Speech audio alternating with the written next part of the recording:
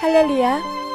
오늘도 말씀 속에 하나님이 주시는 귀한 은혜를 체험하는 시간이 되시길 간절히 소망합니다.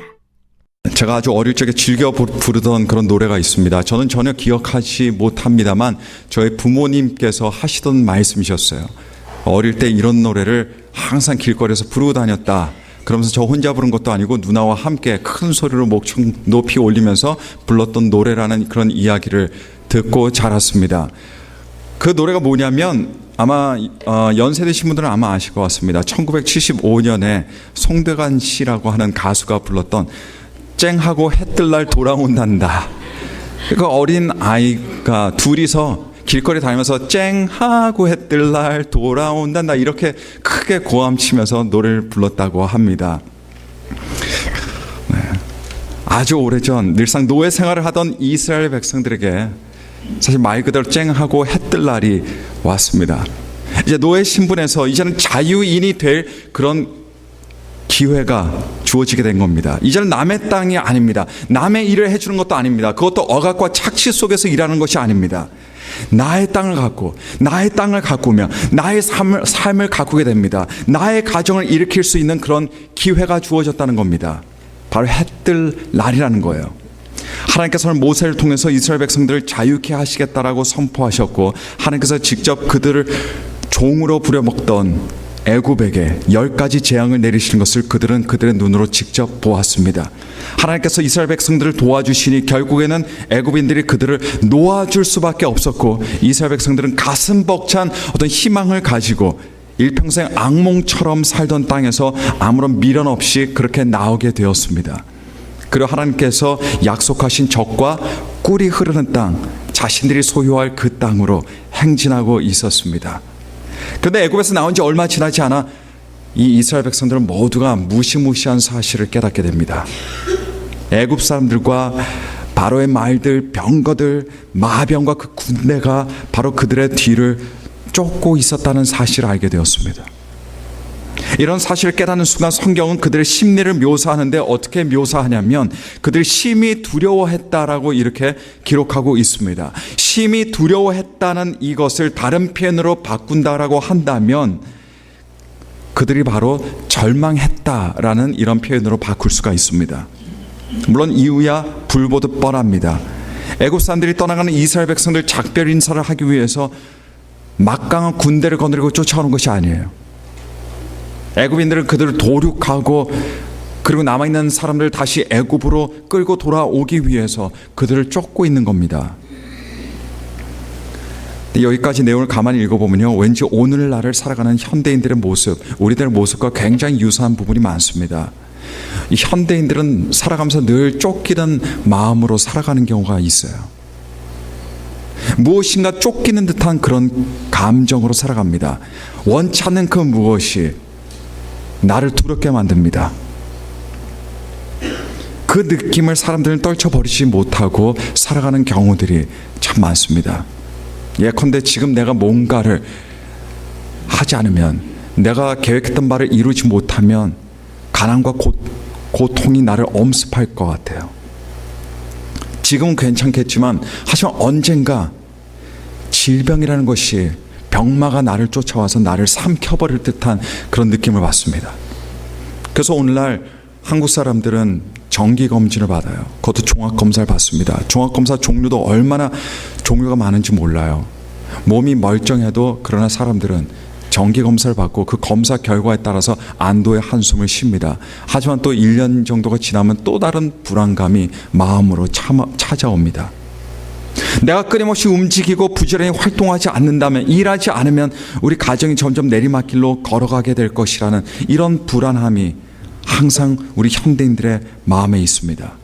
마치 인생은 무엇과도 같냐?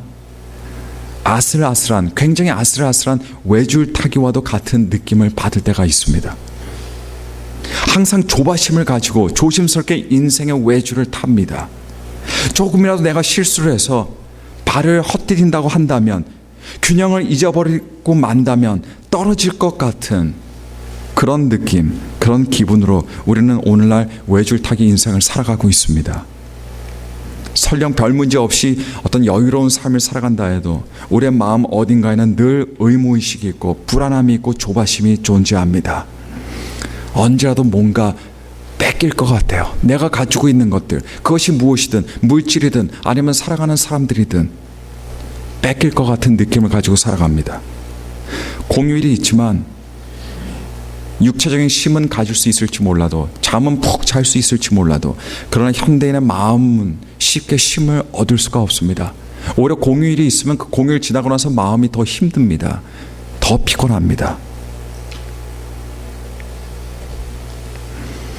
이런 불안감이 사람의 마음 한가운데 있게 되면 어떻게 됩니까? 점점 사람의 인생은 괴로워집니다. 그런 걸 느낄 때마다, 그런 불안감을 실감할 때마다, 그리고 사람들은 그것을, 상황을 조정하려고 합니다. 내가 내 인생을 어떻게 컨트롤하려고 노력합니다. 불행해지지 않기 위해서, 상처받지 않기 위해서, 나쁜 일이 생기지 않기 위해서 발버둥 치게 됩니다. 하지만 그럼에도 불구하고 불안감은 여전히 커지게 됩니다.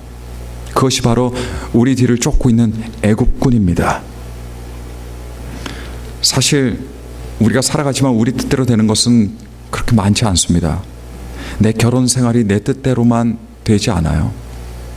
내 직장과 생계의 문제가 내 뜻대로 되지 않습니다. 내 학업도 내 건강도 내 뜻대로 되지 않습니다. 애지중지 키운 내 자식, 그 자식도 내 마음대로 어떻게 되질 않아요. 사람은 만물의 영장이라고 하지만 사실 사람이 조정할 수 있는 것은 거의 없습니다. 아무것도 없어요. 수년 전 한 번은 친한 친구로부터 전화가 걸려왔습니다. 힘이 없는 목소리로 제게 이렇게 말해요. 야, 나 암 걸렸대. 그 말을 듣고 나서 한 3년 뒤에 그 친구를 잃었습니다. 또 한 번은 밤에 자려고 잠자리에 들었는데 한 권사님에게 전화가 왔어요. 그분이 제게 이렇게 말씀하십니다. 목사님, 제 남편이 방금 자살했어요. 끊임없이 유학생들로부터 또는 학생들로부터 듣는 그런 고민거리입니다. 그런 기도 제목이에요. 진학의 문제 또는 취직의 문제, 그것들로 잠 못 이루고 괴로워하는 그런 청년들 늘상 보게 됩니다. 한 자매님은 오늘 아들에게 전화를 받았다고 해요. 그 아들이 전화에 하는 말이 뭐냐면 지금 막 이혼 서류를 내고 나오는 길이었다는 겁니다. 그 이전까지는 아무것도 몰랐어요. 어머니는 부부가 그냥 잘 지내는 줄 알았습니다. 물론 약간 싸움은 있고 다툼이 있는 줄은 알았지만 그 지경까지 가는 줄은 몰랐어요. 아들은 차마 어머니에게 그런 말을 할 수가 없었더랍니다. 하지만 이혼하고 나서도 그걸 비밀로 할 수가 없어서 이혼서를 제출하고 나오는 길에 어머니께 그렇게 이야기를 했어요. 사실 이런 경험들이 바로 오늘날 우리가 겪고 있는 우리의 문제들입니다. 무시무시한 애국군입니다. 우리의 인생을 쫓아오고 있는 이런 상황에서 사람들이 하게 되는 것이 있습니다. 절망이라는 겁니다. 절망, 말 그대로 절망이에요. 이스라엘 백성들도 결국 그와 같은 상황에서 절망했습니다. 그리고 그 자리에 엎어져 웁니다. 절망의 상황에서 사람들이 하는 것은, 절망에 빠진 사람들이 하는 것은 무엇이냐? 그 다음에 불평과 원망입니다. 애굽의 매장지가 없어서 당신이 우리를 이끌어내어 이 광야에서 죽게 하냐? 어찌하여 이 광야에서 우리를 죽게 하냐? 이제는 불평하고 원망합니다. 사람들은 살아가면서 수도 없이 좌절하게 돼요. 수도 없이 절망하게 됩니다. 좌절감과 절망감이라는 것은 우리 인생에서, 인간의 삶에서 분리시킬 수 없는 겁니다. 떼어놓을 수 없는 겁니다. 저는 부모가 자식들에게 가르쳐줘야 하는 것이 참 많다라고 생각해요. 하지만 그 중에 하나가 뭐냐면 사춘기 때 정도 되면 꼭 가르쳐줘야 하는 것이 있다라고 생각하는데, 그것이 무엇이냐? 좌절에 대해서 가르쳐주는 겁니다. 절망에 대해서 가르쳐주는 겁니다. 왜냐하면요, 그때부터 자녀들은 이제 좌절을 경험하며 살아가게 되기 때문입니다. 절망하게 되기 때문이에요. 부모에게 말을 안 해서 그렇지 좌절과 절망 속에 살아갑니다. 부모는 자녀가 어릴 적부터 이 자녀의 마음속에 만들어주는 사전이 있는데, 그 사전에 있는 단어들은 죄다 어떤 단어들이냐, 성공이라든가 뭐 이런 관련된 단어들밖에 없어요. 죄다 출세하고 똑똑하고 잘 나가는 것에 대한 단어들밖에 없습니다. 그러다 보니까 아이들은 인생에 대해서 배울 기회가 없어져요. 부모에게서 인생을 배워야 되는데 부모에게서 인생을 배우질 못합니다. 그래서 인생이 무엇인지, 인생을 어떻게 살아가야 하는지 전혀 감 없이 어른이 되어버리고 맙니다. 그런 상태에서 어른이 되고 나면 자기가 혼자 그걸 부딪히면서 배워야 돼요. 좌절이나 낭망에 대해서, 슬픔에 대해서, 절망에 대해서 사람은 일찍 배우면 배울수록 좋습니다. 어른들이 아이들에게 절망과 좌절에 대해서 가르치지 않는다면 참 혼자 터득해야 되는데 혼자 터득하는 것이 쉽지가 않아요. 더 큰 문제는 혼자 배우고 혼자 터득할 수도 있겠지만 그러나 제대로 끝까지 못 배우는 사람들이 많다는 겁니다. 한국 사회에서 많은 한국인들이 슬픔과 좌절에 빠질 때 대개 무엇을 합니까? 술을 마십니다. 그게 바로 우리가 배운 방법이에요. 좌절이 있을 때, 절망이 있을 때 술 마셔라. 포장마차 가면 다 해결될 것 같아요. 술집에 가면 해결될 것 같아요. 그게 우리가 배운 유일한 겁니다.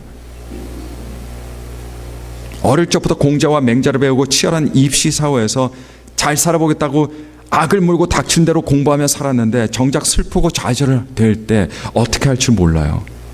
어떻게 받아들일 줄 모릅니다.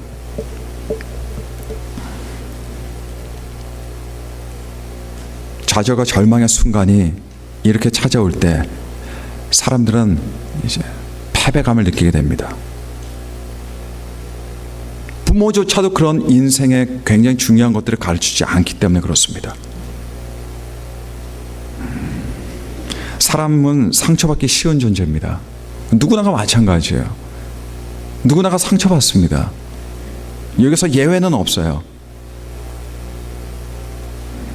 근데 이 상처 때문에, 상처가 싫으니까 내 인생을, 내 환경을 조정하려고 합니다. 컨트롤하려고 해요. 반드시 이렇게 뭔가를 만들게 하려고 합니다. 하지만 그러다 보니까 상처는 더욱더 깊어집니다. 고통은 점점 커집니다. 흔히 사람들이 절망하고 좌절할 때 사람들이 던지는 질문이 있습니다. 하나님 정말 계신 겁니까? 사도 요한도 이런 회의의 질문을 많이 받았습니다. 사람들이 예수 그리스도를 따른다는 이유만으로 끔찍하게 핍박하고 고통을 가해요. 그러니 성도들이 사도에게 이런 질문을 해요. 정말 하나님 살아 계신 겁니까? 정말 하나님 계시는 겁니까? 이때 사도 요한의 대답이 무엇이었습니까? 요한계시록을 통해서 그는 분명하게 대답합니다. 그렇습니다. 하나님 분명히 살아 계십니다. 사도 요한이 어떻게 합니까? 왜냐하면 사도 요한은 바로 그 순간에 그 문제로 고민하고 갈등하고 기도할 때, 그 문제로 울고 있을 때, 그 문제로 통곡할 때 하나님을 보았기 때문입니다. 사도 요한은 하늘문이 열리는 것을 보았어요. 하늘문이 열리는 것만 본 게 아닙니다. 하늘문을 지나서 보니까 하나님의 보좌가 그 하늘나라에 있는 것이 보여졌습니다. 그리고 그 보좌 위에 누가 앉아 있는 것이 보였습니까? 하나님께서 앉아 계시는 것을 보게 되었습니다. 사도 요한이 하나님을 보았던 때가 언제였는지 우리는 다시 한번 기억하고 상기해야 될 필요가 있습니다. 모든 것이 잘 풀리고 형통할 때가 아니에요. 온 성도들이 큰 물질적 축복 속에서 그 물질을 누리며 살 때가 아니었습니다. 그때가 언제냐면 좌절과 절망의 순간이었습니다. 모진 고통과 핍박과 환난 속에 있을 때 재밌게도 그 순간에 하나님께서는 하나님의 보좌를 보여주신 겁니다. 그리고 그 보좌 위에 하나님께서 앉아 계시는 것을 우리 하나님께서는 보여주신 겁니다. 우리가 좌절하고 절망할 때 못 보는 것이 있어요. 우리 인생의 사각지대입니다. 하나님을 못 봅니다. 막달라 마리아도 예수 그리스도를 잃고 나서 주님께서 살아계신 것을 못 봤습니다. 그러니 그녀의 마음이 산산조각 깨집니다. 고통과 괴로움과 슬픔과 절망 속에 있는 자신의 모습을 보게 됩니다. 제가 수년 전에 저희 아이들이 굉장히 어릴 때 일입니다. 새벽 예배를 마치고 집에 돌아왔는데 그때 둘째가 방에서 자고 있었어요. 근데 저도 피곤하다 보니까 둘째 아이가 자는 그 침대 위 말고 침대 밑에 카페트가 깔려져 있는 곳에 누워서 잠깐 누워 있었습니다. 근데 조금 시간이 지나가고 나니까 말이죠, 둘째 아이가 잠에서 깼어요. 그때 한 3살인가 그쯤 됐던 것 같습니다. 근데 우리 딸애가, 막내 딸애가 딱 잠에서 깨더니 일어나서 주위를 두리번 거려요. 그리고 뭘 하냐, 울기 시작합니다. 두리번 거리는데 아무도 없기 때문에 그래요. 아빠도 엄마도 오빠도 없었습니다. 그냥 캄캄할 뿐이에요. 무섭다고 웁니다. 근데 그런 우는 모습을 보고 제가 재밌는 느낌을 받았어요. 내가 그 침대 밑에 누워있는 거를 모르는구나, 못 보는구나, 못 보고 우는 것을 제가 봤습니다.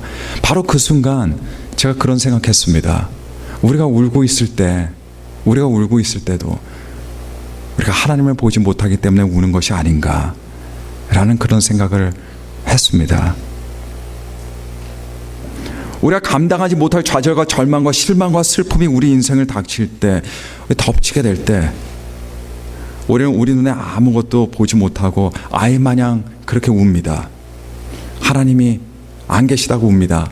또는 하나님이 안 도와주신다고 웁니다. 이제는 큰일 났다고 웁니다. 이제는 혼자 남게 됐다고 웁니다. 그러나 사실 하나님께서는 바로 옆에 계십니다. 절망의 한자를 보면요, 절망이라는 한자를 보면 절자가 어떤 절자냐, 끊어질 절자예요. 뭔가 끊어진다는 겁니다. 망자는 무슨 망이냐, 발할 망자입니다. 그래서 절망이라는 건 무엇이냐면 사실 우리 주변에서 일어나는 사건과는 상관없어요. 절망이라는 것은. 이 절망이라는 것은 무엇과 상관이 있느냐? 우리 마음의 눈과 상관이 있습니다. 우리가 뭔가를 보지 못하면 하게 되는 것이 절망입니다. 우리 마음의 눈에 아무것도 보이지 않으면 그것이 바로 무엇이냐? 그것 자체가 절망입니다. 여러분, 절망의 반대말이 무엇인지 아십니까? 그것은 희망이 아닙니다.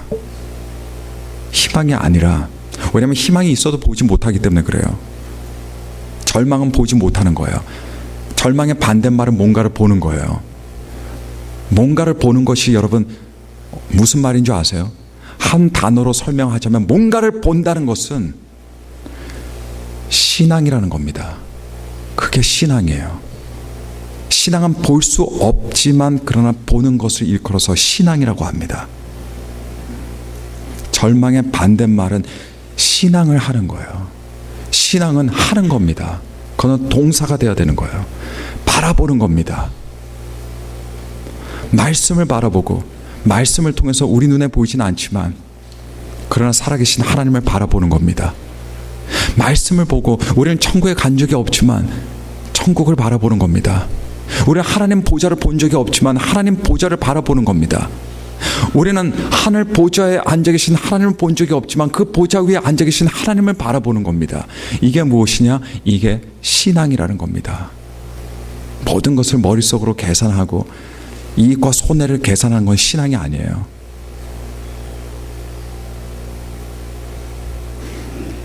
절망의 반대말은 하나님이 살아계심을 보는 겁니다. 하나님의 능력을 보는 겁니다. 하나님의 임재를 보는 겁니다. 하나님의 하나됨을 보는 것이 이것이 절망의 반대 개념입니다. 비록 나의 삶에 내가 감당하기 어려운 일들이 일어나고 내가 지치고 내가 힘들고 내가 좌절되고 내가 절망스러울 때, 내가 고통스러울 때, 하지만 나의 눈에, 내 마음의 눈에 하나님이 보이면 나는 절망하지 않습니다. 아무도 절망하지 않습니다. 인생에 있어서 성공의 관건은 내 눈에 무엇이 보이냐가 성공의 관건이에요. 내가 무엇을 보냐가 관건입니다. 오늘 본문 말씀 보니까 이스라엘 백성들은 아무것도 할 수가 없었어요. 왜냐하면 보이는 것이 없었기 때문에 그렇습니다. 애굽인들만 보일 뿐이에요. 마병들만 보일 뿐입니다. 싸울 수도 없고 도망갈 수도 없었습니다. 그때 하나님께서 무엇을 하셨습니까? 14절에 보니까 여호와께서 너희를 위하여 싸우시리니라고 말씀하고 있습니다. 하나님께서는 우리를 위해 싸워주십니다. 예수 그리스도께서 2000년 전에 우리를 위해 십자가에 달려 돌아가신 것도 바로 이런 싸움입니다. 우리가 할 수 없는 것을 하나님께서는 해주신 겁니다. 요한계시록이 우리에게 가르쳐주는 것이 사실 그거예요. 요한계시록 보면 이 세상이 어떻게 끝나나, 종말이 어떻게 이루어지나 이런 것만 생각하시겠지만 사실 그것은 두 번째입니다. 첫 번째는 무엇이냐라고 했을 때 진짜 현실 상황 속에서, 그것이 환난의 순간이든 핍박의 순간이든 순교의 순간이든 그 가운데서도 하나님께서 계시고 하나님께서 살아계시고 하나님께서 역사하신다는 사실을 가르쳐 주는 것이 요한계시록의 메시지입니다. 디테일한 것들은 사실 알면도 좋지만 몰라도 큰 지장은 없을 수가 있어요.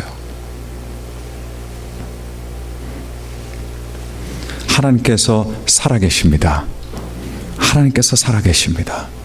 하나님께서 함께 하십니다. 역사의 주관자는 사람이 아닙니다. 그래서 로마서 말씀에 모든 것이 합력해서 무엇이 이루어진다고요? 선이 이루어지는 겁니다. 모든 것이 합력되는 거예요.